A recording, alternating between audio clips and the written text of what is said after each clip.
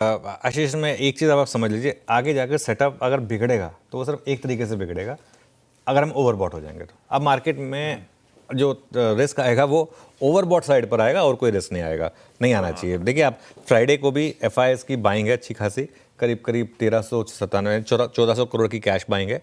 DIIs की लेकिन उसके सामने थोड़ी सी छोटी सी 600 करोड़ की सेलिंग है, वो बार आएंगे आपकी स्क्रीन पर। सेकेंड डे रनिंग है जब एफआईएस की बड़ी बाइंग है, उससे पहले ऑफकोर्स वो एक्सपायरी रिलेटेड थी, लेकिन फ्राइडे को एकदम जिसे कहते हैं एकदम फ्रेश क्लीन बाइंग एफआईएस की। इंडेक्स फ्यूचर्स में पोजीशनिंग देखते हैं अब एफआईएस और क्लाइंट्स की। आप देखिए हम एफआई की तरफ से अब धीरे धीरे न्यूट्रल जोन में बढ़ रहे हैं। इवन फ्राइडे को बहुत ज़्यादा नहीं लेकिन 800 लॉन्ग ऐड हुए, 650 शॉर्ट कम हुए, तो सिस्टम में नेट शॉर्ट कम ही हुए हैं। इंडेक्स फ्यूचर्स स्टॉक फ्यूचर्स दोनों में बाइंग है। इंडेक्स में 300 करोड़ की बाइंग है, स्टॉक्स में 900 करोड़ की बाइंग है। विद इन इंडेक्स छोटी ही सही लेकिन बैंक निफ्टी और निफ्टी दोनों में बाइंग है। 170 करोड़ की निफ्टी में, 160 करोड़ की बैंक निफ्टी में। ऑब्वियसली वो जो उससे पहले वाले दिन का आप आंकड़ा देख रहे हैं वो मंथली एक्सपायरी वाला था, इसके लिए वो नंबर आपको बड़े दिखेंगे, अदरवाइज नंबर ठीक ठाक है। और जैसे मैं कह रहा हूँ इंडेक्स फ्यूचर्स में पोजीशनिंग अगर आप देखें लॉन्ग और शॉर्ट की, थोड़े से लॉन्ग ऐड हुए, थोड़े से शॉर्ट कट हुए। स्टॉक्स में अब एफआईएस मैसिवली लॉन्ग है, नेट लॉन्ग है, 35 लाख लॉन्ग है उनके और सिर्फ 19 लाख शॉर्ट रहेगा। और फ्राइडे को भी लॉन्ग ऐड हुए और शॉर्ट यहाँ पर कम हुए हैं।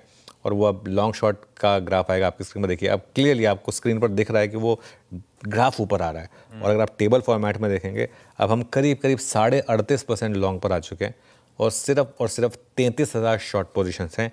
21 मई के बाद हम सबसे कम शॉर्ट पोजीशंस पर हैं इंडेक्स में।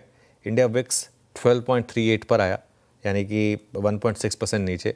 जैसे मैं कह रहा था ना, अगर ये मार्केट में एक रिस्क है तो ये ओवरबॉट या ओवरसोल्ड होने का है। 11 महीने के लो पर है अब इंडिया विक्स में। इतना लो भी अच्छा नहीं होता, मतलब एकदम अभी तो कोई डर नहीं है, लेकिन एकदम अगर सिंगल डिजिट में चले गए आप और वो एकदम बिल्कुल रिस्क खत्म ही हो गया, वहाँ पर आकर थोड़ा सा टेंशन होगी। अभी 12.3 आई थिंक 11:30-12 तक तो फिर भी ठीक है, कोई टेंशन नहीं है। पुट कॉल रेशो देखिए आप लगातार 3-4 दिन से एलिवेटेड रहा है, 1.25 के करीब है। ये अगर 1.5 के ऊपर निकलने लगे तो वो थोड़ा सा ओवरबॉट का साइन होगा। तो ये 2-3 साइन देखेंगे हम। एक अच्छी चीज़ ये है कि कोई भी स्टॉक बैन में नहीं आया नई सीरीज़ के पहले दिन, तो सेटअप हमारा ठीक ठाक है, कोई दिक्कत नहीं है।